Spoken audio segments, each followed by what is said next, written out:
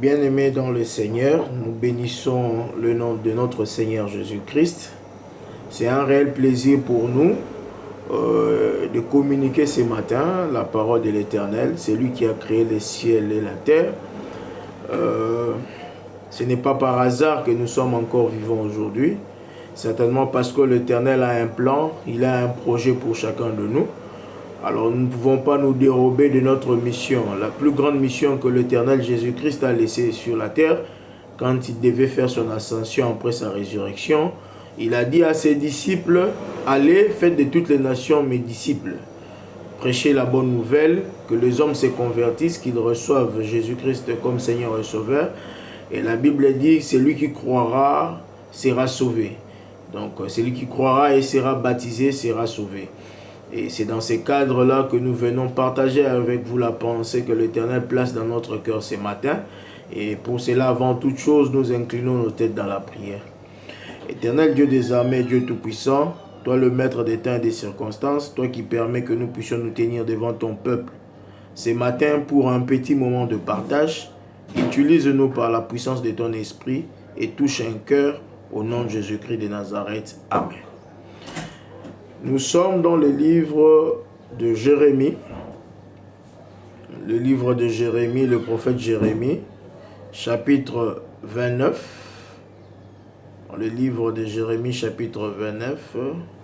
Nous allons lire à partir du premier verset. La Bible déclare ce qui suit.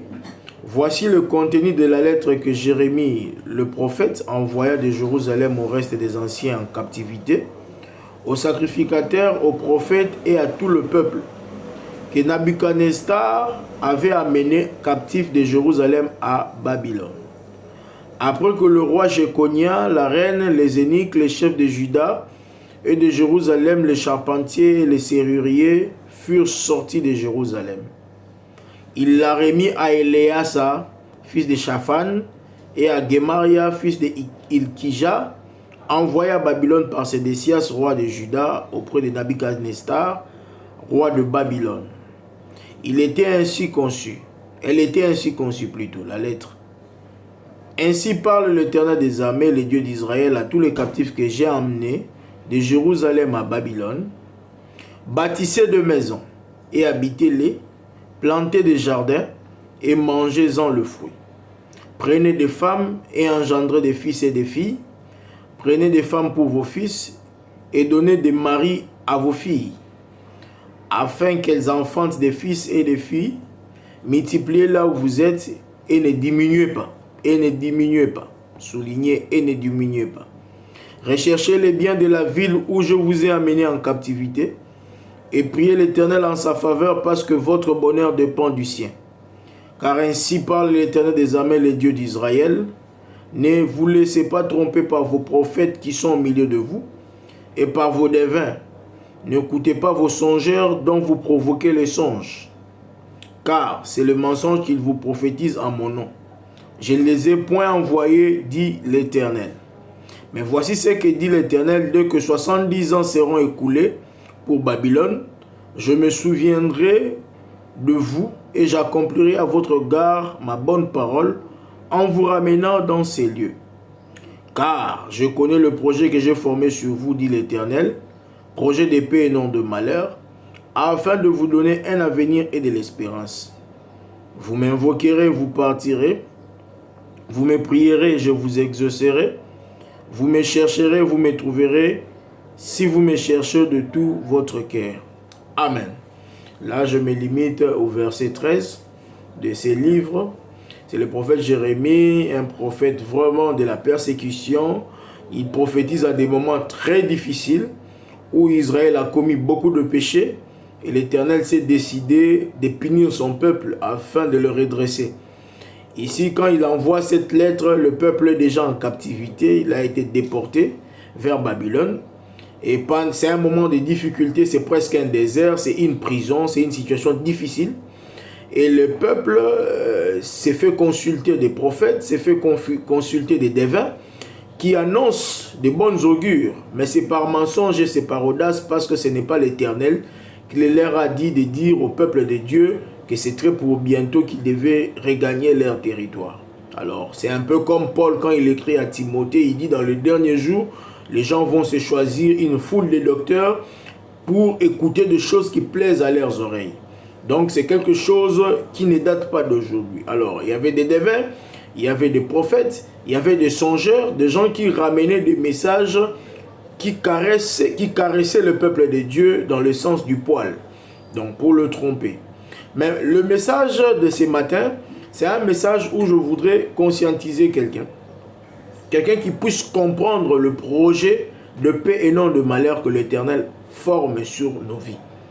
Le thème c'est projet de paix et non de malheur, le comprendre. Projet de paix et non de malheur, le comprendre. L'Éternel forme un projet dans sa souveraineté. Personne n'est laissé, personne ne le connaît, personne ne le sonde, parce que l'Esprit de Dieu n'a pas encore permis à quelqu'un d'autre, à part Jérémie, qui est en train de prophétiser, d'être au courant de ces choses. Le peuple de Dieu est frappé, il va en captivité. Alors, dans la situation de difficulté en captivité, le peuple de Dieu ne connaît pas le projet que Dieu a formé.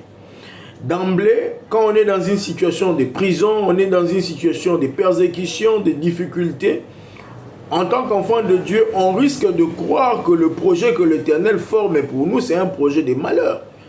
Vous voyez le peuple de Dieu sortir par exemple d'Égypte, devant la mer Rouge, les gens regrettent. Les gens disent qu'il fallait rester en Égypte. Pourquoi c'est Moïse nous a fait sortir de l'Égypte? Pour eux, c'est un projet de malheur. Sortir de l'Égypte, c'était devenu un projet de malheur. Alors qu'il faut avoir l'intelligence renouvelée pour comprendre que sortir d'Égypte, c'est un projet de paix et non de malheur. Parce qu'on n'a pas encore la révélation, la compréhension du projet que l'Éternel forme pour nos vies. En transit désertique, on peut croire que l'Éternel n'est pas avec nous, on peut croire que l'Éternel nous a abandonnés et commencer à se vautrer dans la boue ou aller dans tous les sens.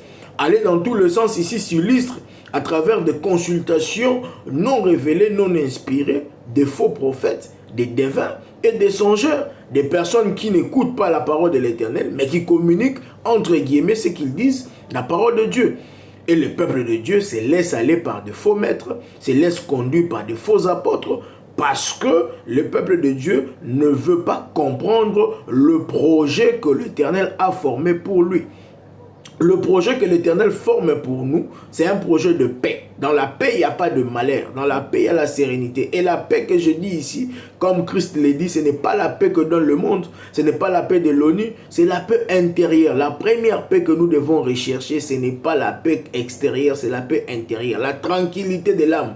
Quand une âme est tranquille, quand une âme est sereine, la prospérité extérieure est une conséquence. C'est comme ça que la parole de Dieu déclare: prospérer, je souhaite que tu prospères à tous égards, comme prospère l'état de ton âme. La prospérité de l'âme est ce référentiel qui permet aux chrétiens d'avoir un développement vital et matériel. Mais quand votre âme est bloquée, quand votre âme est en prison, sachez-le très bien que votre prospérité extérieure est difficile. Alors, ce que le peuple de Dieu devrait savoir, c'est que le projet que l'Éternel avait formé sur lui, c'était d'abord un projet qui va de l'intérieur vers l'extérieur. Donc, de l'intérieur vers l'extérieur et pas de l'extérieur vers l'intérieur. Donc, l'enfant de Dieu doit comprendre que quand Dieu vient dans sa vie, il travaille d'abord à l'intérieur. À l'intérieur, quand l'Éternel travaille, ça apparaît comme une situation désertique, une situation difficile, intenable. Alors que quand les choses se font à l'intérieur, c'est pour que, si ces choses sont très bien faites, que l'extérieur soit une exposition, que l'extérieur soit un exploit, un étonnement pour les adversaires, pour ceux qui ne connaissent pas l'Éternel. Mais seulement dans tout ça, il faut savoir que notre Dieu est le maître de temps et des circonstances. Vous allez parcourir même l'Ancien Testament ou le Nouveau Testament, il y a des temps que l'Éternel fixe. Quand Dieu a fixé un temps, quand le temps n'est pas encore arrivé, même du point de vue naturel, il y a des temps de fécondation, il y a des temps d'incubation, il y a des temps de saisons, tout ça. Donc l'Éternel a fixé des périodes, l'Éternel a fixé des temps. Même dans le monde spirituel, dans ses actions, dans l'exécution, l'implémentation de ses projets de paix, l'Éternel fixe des temps. Quand le temps n'est pas encore arrivé, quoi que vous fassiez, bien aimé, sachez que c'est très difficile de modifier le temps de Dieu. Parce que Quand vous lisez par exemple dans Actes chapitre 1 verset 7, où les disciples demandent à Dieu des signes sur la restauration du royaume d'Israël, Jésus leur dit que, écoutez, ce n'est pas à vous de connaître le temps que le Père a fixé de son autorité. Il y a des choses comme ça qui sont dans la souveraineté de Dieu. Il dit 70 ans pour le cas de la captivité. Il faut attendre 70 ans. Mais dans les 70 ans, vous ne devez pas vous comporter comme tout s'arrête. Vous devez respirer, vous devez vous mouvoir, vous devez vous marier, vous devez manger, vous devez fonctionner. L'enfant de Dieu, si tu as reçu une promesse de la part de l'Éternel, recherche les temps de ta promesse. Et si Dieu ne te permet pas de connaître le temps de ta promesse, reste fixé sur lui. Reste fixé sur la croix, mais comporte-toi dignement. Avance, ne sois pas statique. L'Éternel t'a fait des promesses, il faut avancer. S'il faut faire des tests de recrutement professionnel, il faut le faire. S'il faut aller au marché, il faut le faire. S'il faut prier, il faut prier. S'il faut gêner, il faut gêner. Il ne faut pas rester statique. C'est le message que je communique ce matin. Sois dynamique dans la course pour l'accomplissement de projets de paix que l'Éternel t'a fait. Ne sois pas distrait par de faux prophètes, par de faux songeurs, par des devins. Sois concentré sur les promesses de l'Éternel. Sache que l'Éternel travaille de l'intérieur vers l'extérieur et il a fixé un temps. Quand ce temps arrivera, tout va s'accomplir pour le bien dans ta vie. Que le Seigneur nous bénisse. Je prie pour une âme ce matin. Éternel Dieu des armées, je fais l'œuvre d'un évangéliste. Paul ou Pierre a planté, Paul a arrosé. C'est toi qui fais croître. Fais croître ta parole dans le cœur d'une âme, d'une terre arable qui porte jusqu'au centuple. Permets à ton peuple de comprendre ton plan.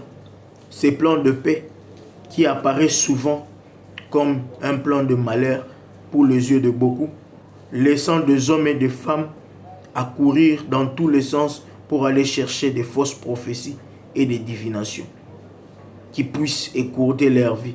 Que ton peuple comprenne qu'en attendant l'accomplissement de tes promesses, ton peuple doit être en activité et fonctionner normalement. Parce que quand le temps arrivera, tu agiras. Bénis celui qui a écouté cette parole. Bénis celui ou celle qui écoutera cette parole. Dans le nom de Jésus-Christ de Nazareth, j'ai ainsi prié. Amen. Merci, peuple de Dieu. Nous nous reverrons prochainement par la grâce de Dieu. Ciao.